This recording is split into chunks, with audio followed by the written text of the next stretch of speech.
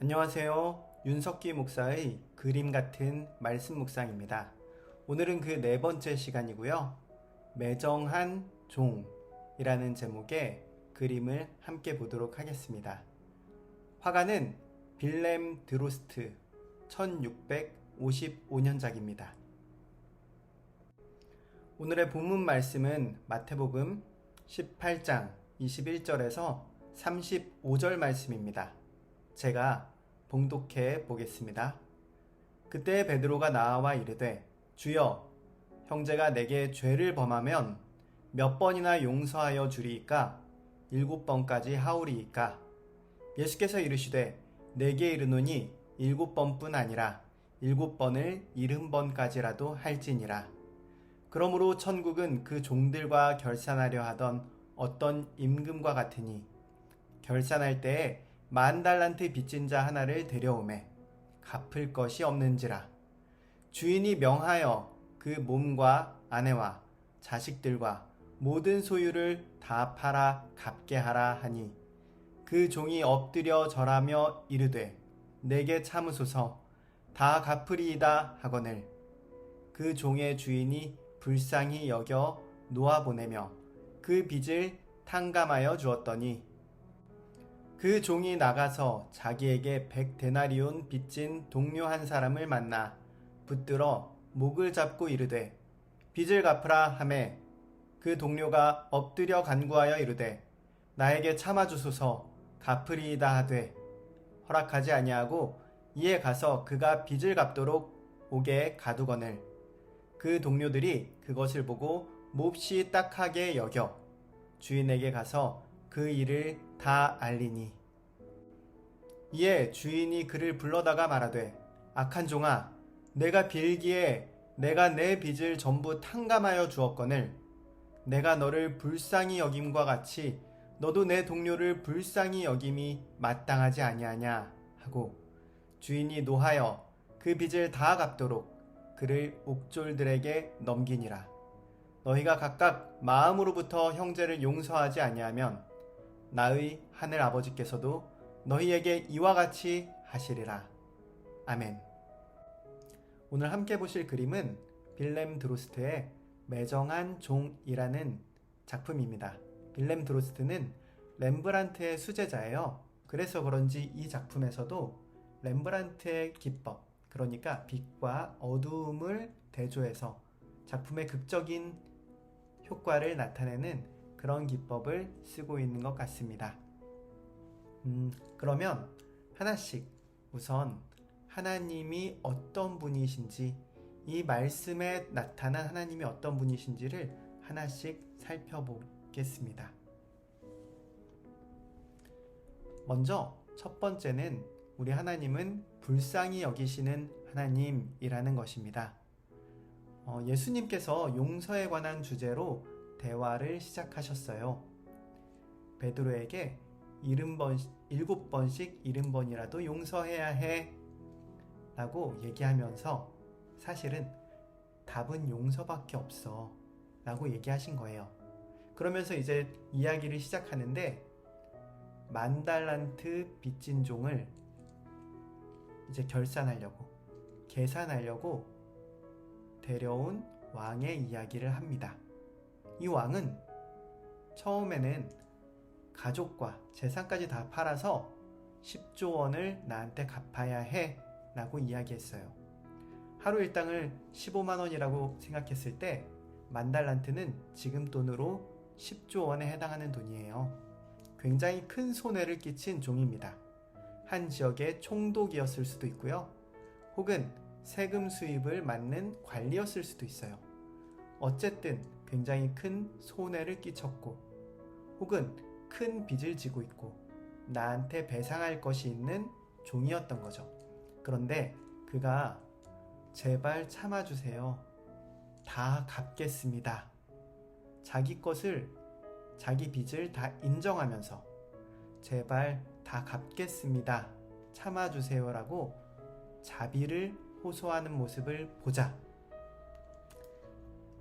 이 왕은 마음에서부터 긍휼을 품었습니다. 마음이 움직이는 긍휼, 불쌍히 여기셨다라고 하고 있어요. 우리 하나님은 마음에서부터 불쌍히 여기시는 하나님입니다. 그러면서 이 종의 빚을 탕감해 주었고요. 감옥에 가두지 않고 놓아 주었어요. 우리 하나님은 사람을 가두고 싶어 하지 않으시는 하나님입니다. 우리는 누군가가 빚을 지면, 나에게 손해를 끼치면 그를 감옥에 가두고 싶어 해요. 빚을 다 갚을 때까지 감옥에 가두고 싶어 합니다. 이 종은 자기의 빚을 탕감받고서 밖으로 나갔어요. 자유의 몸이 되었죠. 하지만 바로 자기한테 100데나리온 빚진 사람을 찾아갔습니다. 지금 돈으로 1,500만 원. 그 사람을 딱 찾아가서 멱살을 잡고는 내 돈 다 갚아. 상대방이 얘기했습니다. 다 갚겠습니다. 참아주세요. 그런데 이 종은 내 돈 다 갚을 때까지 감옥에 있어 라고 이야기를 합니다. 우리는 다른 사람이 나에게 해를 끼치면 그 사람이 나에게 배상할 때까지, 그 사람이 나에게 손해를 보상할 때까지 감옥에 넣고 싶어 합니다. 그리고 내 마음의 감옥에도 가두어 놓습니다. 내가 사는 세상, 그리고 저 사람이 사는 세상을 모두 감옥으로 만들고 싶어 합니다. 하지만 하나님은, 왕은 감옥으로 가두길 원하지 않습니다. 우선은 내 마음에서부터 놓아주고요. 실제로 그 사람의 삶을 감옥에 가두지 않고 놓아줍니다. 빚을 탕감해줍니다. 세 번째는, 빚을 탕감한다는 것은 그 사람에게 사랑의 빚을 지게 하는 거예요. 돈의 빚을, 손해의 빚을 사랑의 빚으로 바꿔주는 것입니다. 하나님은 종이 빚진 것을 사랑으로 되갚아 주시는 하나님이신 것입니다. 이것을 정리하면요, 하나님은 감옥 같은 마음을 갖고 있는 우리들을 하늘나라로 바꿔주고 싶어 하시는 분이시다 라는 것입니다. 우리는 계산하는 세상을 원하고요, 내 마음도 감옥같이, 다른 사람들의 마음도 감옥같이, 그리고 다른 사람들의 마음을 감옥으로, 삶을 감옥으로 가둬놓기를 원하지만, 하나님은 계산하지 않고 은혜를 베푸는 그런 세상을 선물해주고 싶어 하신다는 것이죠. 이 세상을, 감옥 같은 세상을 하늘나라로 바꾸어주고 싶어 하신다는 것입니다. 저희가 이것을 잊고 살 때가 참 많은 것 같아요. 이 종처럼 우리 역시 하나님 앞에 나갈 때는 두려움과 떨림으로 나가면서 하나님이 나를 용서해 주셨으면 하는 생각을 가질 때가 많습니다. 오늘 그림에서 보면 이 왼쪽에 있는 화려한 옷을 입은, 빨간색 옷을 입은 사람이 왕인 것 같아요. 이 왕은 앞에 서류들을 두고 있습니다. 아마도 빚 문서인 것 같습니다. 이것을 그냥 대충 없는 것인 양 지낼 수가 없어요. 왕이 받아야 될 것이 있습니다. 혹은 왕이 받은 상처가 있습니다. 혹은 왕이 받은 손해가 있고요. 빚이 있습니다. 아마도 이 종이 왕에게 큰 손해를 끼쳤겠죠.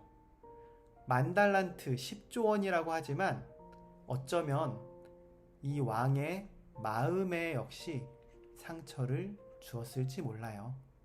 관계를 깨트린 데 오는 배신감이 더 컸을 수도 있습니다. 우리 역시 하나님 앞에 하나님의 마음의 상처를 남기고 하나님과의 관계에 있어서 잘못을 저지른 때가 있죠. 그냥 넘어갈 수는 없습니다. 언젠가 하나님은 계산하고 싶어 하세요. 그래서 군사를 시켜서 왼쪽 허리춤에 칼을 찬 군사를 시켜서 빚진 자들을 혹은 손해를 끼친 자들을, 악한 자들을 불러옵니다. 우리는 하나님 앞에 긴장된 얼굴로 나아갑니다. 10조 원이라는 큰 빚 앞에 당당할 수 있는 사람은 없겠죠. 이 큰 빚 앞에 우리는 허름한 모습입니다. 갚을 것이 없습니다. 허름한 옷, 공손하게 손을 모으는 것 외에는 할 수가 없어요. 우리가 가진 것은 그저 모자 하나처럼 초라한 것 뿐입니다. 딱히 갚을 것이 없는 것이죠. 긴장된 모습으로 나아갑니다. 하나님이 나에게 어떻게 하실까? 참으소서, 다 갚겠습니다. 왕의 오른손이 뒤로 숨겨져 있어요. 저는 이 부분에 가장 주목을 했는데요.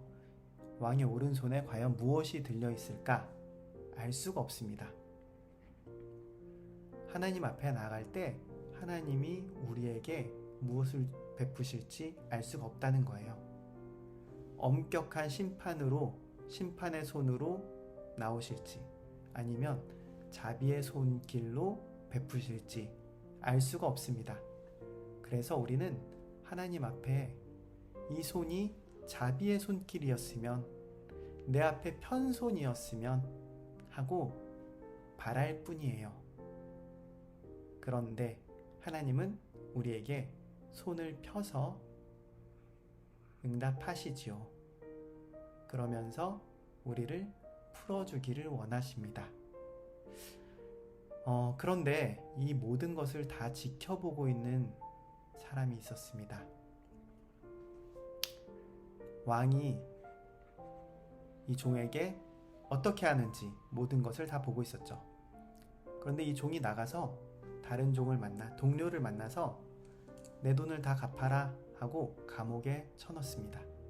끝까지 계산하고자 합니다. 다른 종, 이 모든 것을 다 보고 있었던 종이 하나님 앞에 와서 이것을 다 이야기를 하는 것입니다. 왕은 어떤 생각이 들었을까요? 내가 너에게 하늘나라를 선사했는데 너는 나가서 하늘나라를 전파하지 않고 내 마음을 전해주지 않고 세상을 감옥과 같이 만들고 있구나. 배신감을 느끼지 않았을까요? 이 사람은 다시 주님 앞에 끌려 나오게 됩니다. 그리고 왕의 감춰진 손을 마주하게 됩니다. 이번에는 이 손에 무엇이 들려 있을까요? 편손일까요? 아니면 엄한 칼과 심판의 손일까요? 하나님 앞에 나올 때는 항상 긴장하게 마련입니다. 이번에도 자비를 얻을 수가 없게 되었습니다. 왜냐하면 하나님이 선사해준 그 하늘나라를 원하지 않았기 때문입니다. 우리는 하나님께 말로는 하늘나라를 원합니다 라고 하지만 우리의 삶이 말하고 있는 것은 감옥 같은 세상을 원합니다 라고 말했기 때문입니다. 우리는 기억함으로써 이런 삶을 돌이킬 수 있지 않을까요? 하나님이 나에게 용서를 베푸셨다 라는 것을 기억하고 만나는 이웃들과 친구들에게 용서를 실천한다면 이 땅을 하나님 나라로, 하나님의 통치로 변화시키는 삶을 살아갈 수 있지 않을까요? 그래서 이 세상을 용서하는 하나님 나라로 만들어갈 수 있지 않겠습니까? 하나님이 원하시는 것은 이것이라고 생각합니다. 우리의 감옥 같은 세상을 하늘나라로 만들기 원하시는 하나님의 통치가 저와 여러분의 삶에 임하게 되기를 소망합니다.